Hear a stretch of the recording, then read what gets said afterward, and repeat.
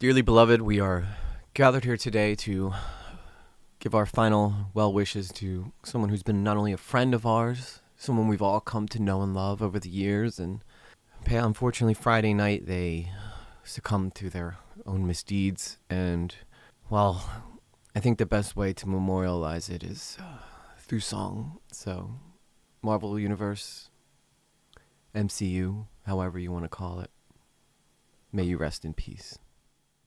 How do I say goodbye to what we had? If we get to see forever, then forever's gone away.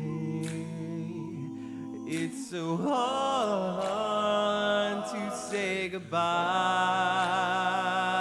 to yesterday.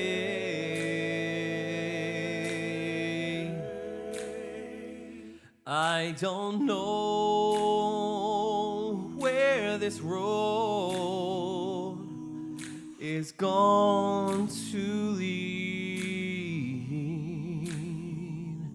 All I know is where we've been and what we've been through.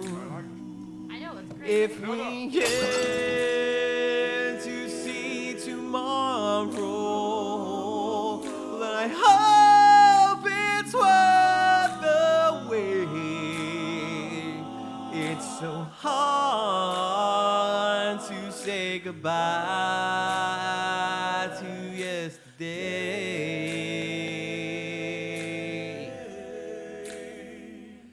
And I'll take with me the memories to be my sunshine after the rain. It's so hard to say goodbye to yesterday.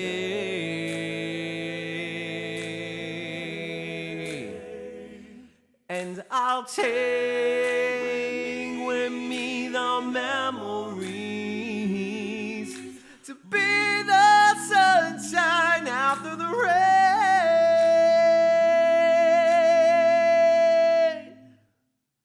It's so hard to say goodbye to yesterday.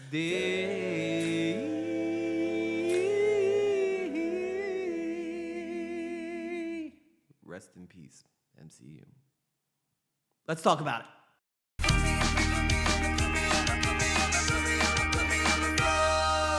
What up, my latelys? I'm EG Lately. Welcome to the channel. All joking aside, and beautiful sadness songs to go with it, I really feel like the MCU is officially dead, which breaks my heart, as you could see from that song, because I was such a big lover of the MCU. But over the weekend, MCU released The Marvels, which is Carol Danvers, Monica Rambeau, and Kamala Khan, who are three of the people who have the Marvel name attached to their character. And to nobody's surprise, it flopped compared to movies that have come out before it. Even The Incredible Hulk with Edward Norton that came out before did a little bit better than the Marvels did, and that's considered Disney's worst movie yet in regards to the Marvel Universe. So The Marvels, which is the 33rd, yeah, believe it, the 33rd Disney movie in the cinematic universe, only brought in $21 million on Friday night, which is his first night, and they spent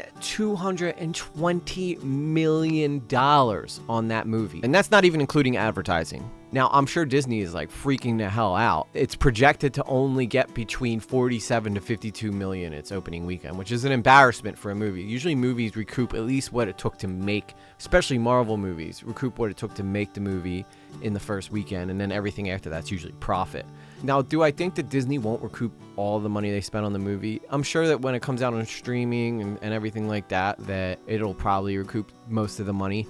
However, here's the problem. Why did it fail in the first place? That's the question everybody wants to know. Why has Marvel movies gone from these must-see appointment, like selling out the weekend debut, like not even be able to get a seat in the theater to watch these movies, to it flopping? Well, it has a lot to do with the lead character, Brie Larson, who plays the Marvel. She's been very SJW in the media, which, believe it or not everybody is a social justice warrior. Oh my God, men, don't even talk to me about men. And if they're white, definitely don't even talk to me about white men.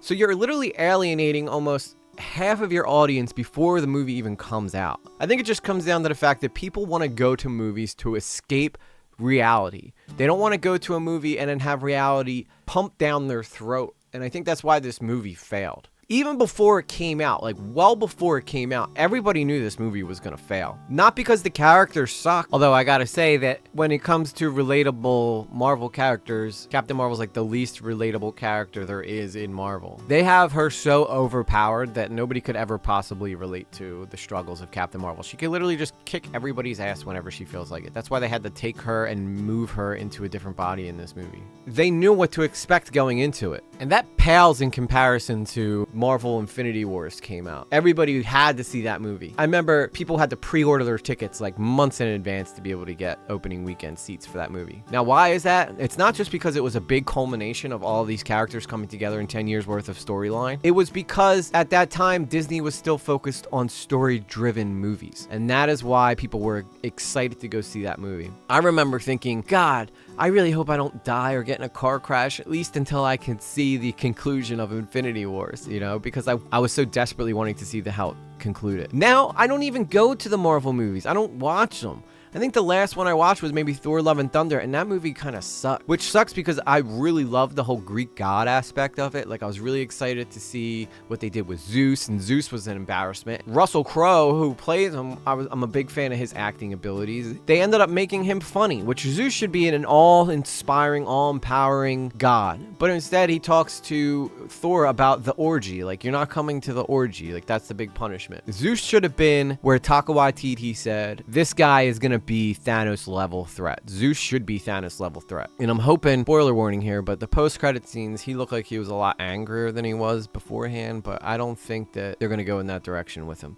Sometimes, Taika Waititi, not every character needs to be funny. And I know you're very big on not taking yourself too seriously, but some characters in reality especially are evil people, and it's okay to have evil people. Now, Zeus could have been more of an anti-hero to Thor's hero. That always works really well. Like, Zeus thinks he's doing well, or he thinks he's doing good for mankind. Like, that would have been a way more interesting story to talk about. But instead, we get these politically driven movies from Disney that are absolutely alienating like half of their freaking audience, and it's really getting to the point where people just don't even want anything to do with these movies. People are big fans of the comics, and for a reason, because they love these characters. They've loved these characters since they were young. And then when you take these characters and you swap them for something that doesn't even look like the person. Now, I understand Chadwick Boseman dying is probably why Shuri took over the mantle of the Black Panther. And I think that that's fine. I totally understand why Black Panther is now a black woman. That makes sense. Okay, but here's the problem. Nobody really cares about a female Black Panther. They still want the Black Panther they knew and loved. Now, I know that might be hard for somebody to hear, and you might be thinking, oh, you know, how bigoted of him to say that a female Black Panther is not great. I understand the situation called for it, and that's why they did it. But if you're sitting there and you don't think that people would still prefer to have Chadwick Boseman as Black Panther, then you're not living in reality. Let's be honest. Namor,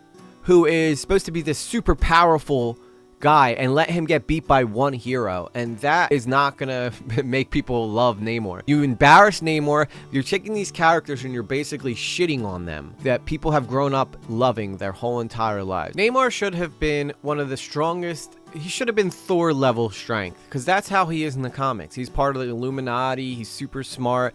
Like, he should have been an imposing figure. He should have pushed Shuri to see that I need help with this guy, not just Wakanda's gonna be able to handle this guy like a punk. Like, that to me is insane. Namor could have been another Thanos level threat, because he's just that strong. I used to know everything there was to know about Marvel because I was that obsessed with it, and now I could give two craps. Like, I didn't care. Like, before when this movie was coming out. I would have had tickets reserved for me the opening weekend, and I probably would have took my daughter to go see it. Now I'm just gonna wait for it to come out on streaming. And you might wonder why that is. It's because I know what I'm getting when I go to these movies now. I'm gonna go and I'm gonna be lectured about how I am a horrible person just because I was born white and I'm a male. They make every male character stupid or dumb or completely have no honor nowadays in movies. And believe it or not, your biggest moviegoer is males. White males between, 20 and 35, I would say, are probably the biggest nerd group that you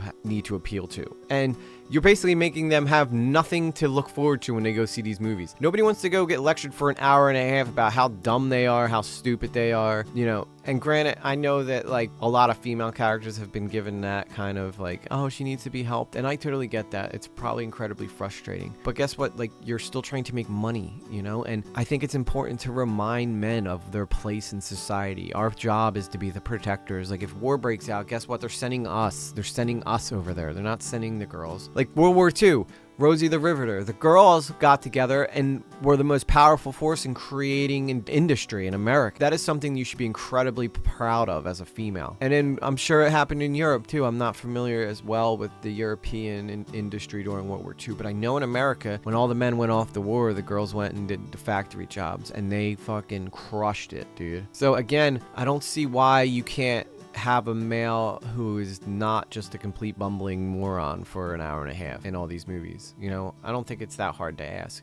But then when the movie comes out and you're all shocked that you didn't get a whole bunch of money from it, you're like, oh, gee, I wonder what happened. Well, maybe because all the men didn't want to go and see themselves represented as a bunch of morons. I'm not trying to be like all Andrew Tate up in here, because first off, I think that guy is a horrible representation of men. I mean, I think the only good thing that he ever talks about is how, like, people can become better versions of themselves, but the whole, like, sex trade and stuff, like, Andrew Tate, I don't really feel like I have a whole lot in common with. But if you're going to sit there and tell me that men aren't portrayed in a bad light these days, then you haven't been paying attention. But I think it's important to treat everybody with respect. You don't have to put down a group to lift another up.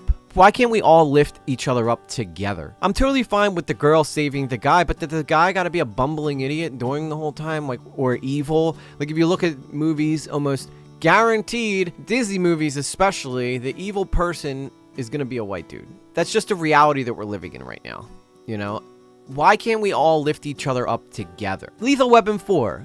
Danny Glover was black. Mel Gibson was white. They were basically brothers. That is lifting people up together. Mel Gibson didn't have to play a bumbling racist just so Danny Glover looked better. They worked together to be a cohesive unit. Where is that in movies today? That's what I need to know. Barbie, for instance. Ken became the bad guy. Like, what the fuck? Why can't Ken be the one helping Barbie? And, like, Barbie and Ken were supposed to be in love. Now you're saying, okay, no, Ken has no interest in Barbie. You just destroyed Mattel's entire storyline for the past however many years Barbie's been around. And people take offense to that, because Barbie's supposed to be with Ken. It's just the way it was designed from Mattel. And I don't know how Mattel ever greenlit Barbie when they literally made Mattel the bad guys. Doesn't seem like very good advertising for your movie. You know what? Let's support this Barbie movie where we're going to make ourselves look like a big evil corporation. And I think that that's going to work out well for our brand. I don't get it, personally. And then I'm going to probably bash it when it does because, the problem with female-driven stories or female protagonists are that lately they've been obsessed with the fact that they're female. The reason why people like Ripley from Aliens worked really well was because Ripley didn't constantly remind everybody she's a woman. She just did. And that's what makes a powerful lead in a movie. Not someone who has to always lecture everybody about their moral standing. Someone who just does. Like a woman of action is someone who is people get behind, especially men. Going back to Ripley from Aliens, yeah, she was a total badass and she didn't give a F, but she also wasn't afraid to be in touch with like her motherly nature that comes with being a woman when she took in the young girl in Aliens 2. Like, she wasn't afraid to be nurturing and also a badass. You don't need one without the other. You can have them both together. It seems like girls are so afraid nowadays of being girl. I mean, we literally had Dylan Mulvaney just win Women of the Year. Is there nothing sacred for women anymore? I'm just trying to point out the hypocrisy in all of this. That is sending a bad message, in my opinion. There may be a lot of e-girls out there that claim they love comics and they love cosplay, but really all they do is they love the attention. But in reality, men are looking for in their comic book movies, because believe it or not, I'm sure 70%, 70 to 75% of your audience is going to be white men who go to see these movies, because they tend to be the more nerdier kinds. I know there's plenty of African-American nerds out there too. When you think about it, it is literally the majority of people that you are constantly bashing. Take, for instance, Snow White that's coming out. The lead who's playing Snow White, Rachel Zegler, is an absolute head case. The prince ain't gonna save her. He's a stalker. It's weird. It's weird. It's weird. Like, shut the fuck up, dude. Weird. So we didn't do that this time. Cast a guy in the movie. Right. Andrew Burnap, great dude. All of Andrew's scenes could get cut. Who knows? It's Hollywood, baby. Like, God forbid a guy finds interest in a girl nowadays, you know? Nobody's gonna feel bad for you. First off, you're gonna be in Snow White, you're gonna make $1 bajillion, and you want more money. You think you should get paid for every minute that that's being streamed. Now, that's a conversation outside of my realm, so I don't even want to get into that, but nobody's gonna feel bad for you because you're making way more money than the average person, and that's a problem. You don't understand the plight of an A-list celebrity. It is hard. My life is so hard. When I'm not in my trailer, someone doesn't bring me grapes. It can be very, very frustrating. Shut up. But circling back to why the Marvels flopped, and surprisingly I have no idea why Disney even decided to continue with this, knowing like they had to have some kind of idea that this movie was going to be a shit can. They had to have some belief that this movie wasn't going to do as well. The reason the original Miss Marvel did so well was because it came out in between Infinity War, and that is basically like the golden age of Marvel movies. You could have made a movie about a superhero dog and people would have flocked to go see that, because at that time Marvel just couldn't miss. Everybody was just Marvel obsessed, but that has waned down since they've been putting so many political messages into their movies. Leftist propaganda that is constantly being put in this movie. You're alienating half, if not a little bit more than half of the country when you do stuff like that. So you're starting off alienating half of the country,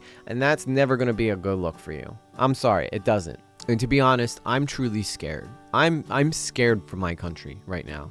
And I know this isn't about Disney, but these are deeper issues that are taking place in everyday society that we need to talk about. Because if we don't, like, I don't want to hate my liberal friend. Like, I don't want to not have a conversation with them because they hate me because I voted for a guy that they don't like, because I believe in fiscal responsibility or something stupid like that. Like, you could vote conservative because you think that we're spending too much money. But now all of a sudden, just because you did that, you're looped in as a fascist, which you're not, because you just want to try to, you know, fix the debt a little bit in our country. Can you imagine how much we'd get done if our liberal brothers and our conservative sisters, or we could switch that, however you want to say it, work together? We'd be unstoppable. We'd have prosperity for everybody.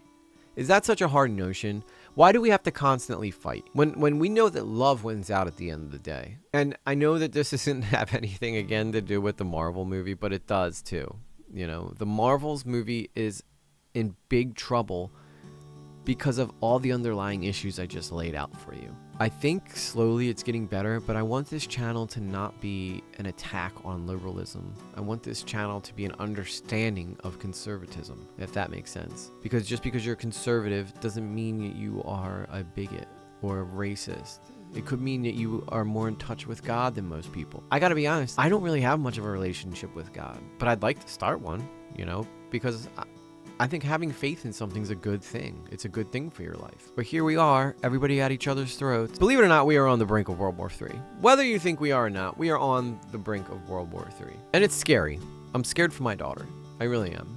So if I could do my part to come on here with my small follower count. By the way, everybody who came to the live on Friday night, thank you guys. That was amazing. You guys are awesome. My latelys, if you will. We need to start this movement of love and peace and respecting one another, because I don't feel like we have enough of that nowadays. I think it's super, super important. Like, I'm a drama channel, right? And I cover interesting stories and things I feel passionate about. And I love interesting people like Elphaba or Eugenia Cooney, stuff like that I'm very interested in. But I see so many channels that promote these people as like locals, like people who are there to be made fun of. And I'm not trying to make fun of people. You know, I like to examine what's going on with them, but I don't want to make fun of them or put them down. Like, I do truly feel like Eugenia Cooney's message is dangerous. you know. I don't feel like Elphaba's message is dangerous. I think that she might just be a very, very confused young person. And that's that. But anyway, guys, like, I wanted to go into this, like, in summary, like, my opinion on why this Marvels movie failed is because of the divide in the country. And that is suffering. Hollywood's suffering because they've aligned themselves with one side. So they're missing out on half of the American country. And when the liberal side is constantly calling anybody who disagrees with anything they say as a red pill, eventually you're going to point out so many people that you're going to be left standing over there with a small amount of people, and everybody else is going to be on the other side because you're sitting there alienating them. That is not how our country should be run. The most beautiful thing about America is that everybody looks different. Yeah, maybe back in the day, you would, when you thought of American, you thought of a white guy. But right now, Captain America is a black guy. And I think that's amazing. I think that's great, right? That's what we should be doing with our messages. That Captain America can be a black man. That is one good thing that Marvel did.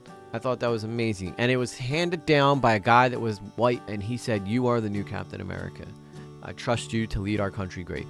Those are the connections that make Marvel powerful.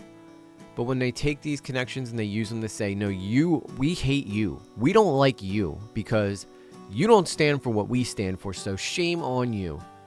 Those people aren't going to go to support your product. I mean, it's just simple as that, right? It's just simple as that. I mean, let's not make a complicated situation even more complicated. When we break it down, it's very simple. The reason that the movie The Marvels failed is because they alienate half the country. And everybody knows it. So, you know, it is what it is. I think there's no problem. I have no problem with representation in movies. But when you bring out a movie that is, you know, let's say based on homosexuality or something, you don't have to shame all the straight people because you brought out the movie. Like, just put the movie out for your people and let them go see it. You don't have to, like, point fingers at everybody and say, shame on you for not coming to see this. Because that's just going to make them double down on not seeing it. Because if they were thinking about seeing it before, they're definitely not going to see it now. I remember when they came out with that movie Bros, which was like a rom-com based on homosexuality. And the guy who made the movie, Billy, he did that Billy on the Street thing. He basically was like, if you're a Republican, don't come and see my movie. So the Republicans didn't come see his movie. And I'm sure many gay Republicans didn't come and see the movie either. And believe it or not, plenty of gay Republicans out there, folks. I hate to break it to you. Then he threw a big fit when nobody went and saw his movie. Well, he told half the country not to come see his movie. So when your movie flops, don't be shocked, all right? Now, Disney, I think they can be saved, right? They fired the original CEO. They brought Bob Iger back. But Bob Iger's, like, trying to, like, slow down the SJW that's taking place in his movies. But I don't know if that's a snowball you can stop now. The only way it's going to come back the other way is, like, if everybody gets together and goes, enough, all right? Like, when Democrats ran in the midterms, I remember they said, if you vote for a conservative, you're ending democracy. And that's not the case. If there's one thing that conservatives hold to the most highest standard that not even Donald Trump could mess up, it's the Constitution. Republicans adhere by the Constitution. It is their Bible in America. And if you're not in America, then I'm sorry, you know, you're hearing about all these American politics, but I feel like American politics affect the rest of the world. So if you want to know what's going on in our country now, you know. So, and hi, if you're from anywhere else in the world, I love you guys so much. And why are you watching me? I'm just a small YouTuber in Philadelphia, Pennsylvania. Anyway, guys, thank you so much for hanging out and watching this video. If you want to check out some of my other videos, you can see one here, right here. I think that's the side, or here, or here. It's one of these sides for sure, but you can go check out one of my other videos. And this video here is very interesting. It doesn't have a lot of views, but it's a story about a guy who creates a helmet that he thinks can make him communicate with the dead. So go check that one out. I think that's a good video, especially after this deep conversation that is incredibly stressful and deep. I'm pretty sure that'll make you laugh. With that said, I would love to see you guys again soon. EG Lately, out.